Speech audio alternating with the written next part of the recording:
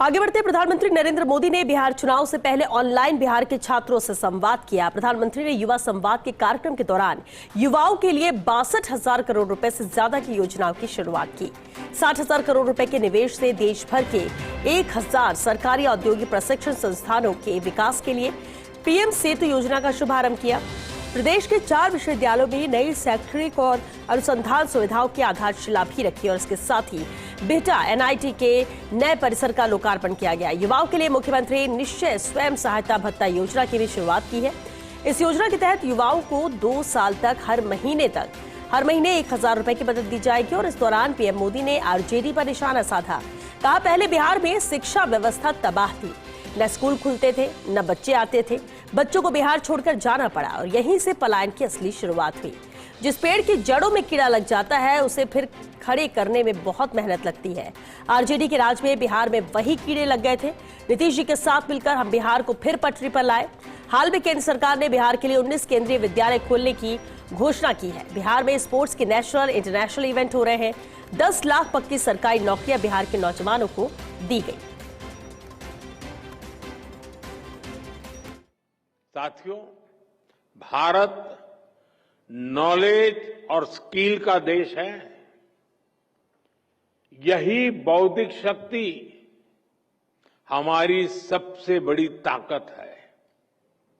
और जब ये स्किल, ये नॉलेज देश की आवश्यकताओं से जुड़ जाती है, देश की जरूरतों को पूरा करने से जुड़ जाती है, तो इनकी ताकत कई गुना बढ़ जाती है।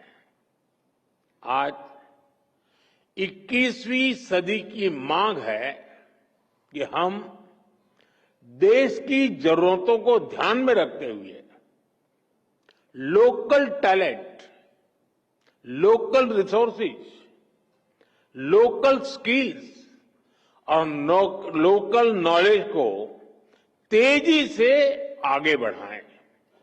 और इसमें हमारी हजारों आईटीआईज की बहुत बड़ी भूमिका है।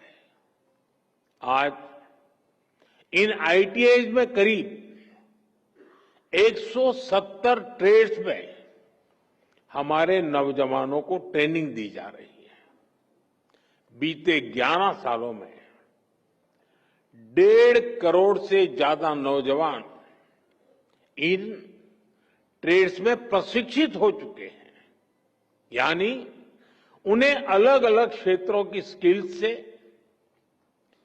उसकी टेक्निकल क्वालिफिकेशन से जोड़ा गया है। और सबसे बड़ी बात यह है कि इन युवाओं को उनकी स्थानीय भाषाओं में, लोकल लैंग्वेज में उनकी स्किल्स सिखाई गई है।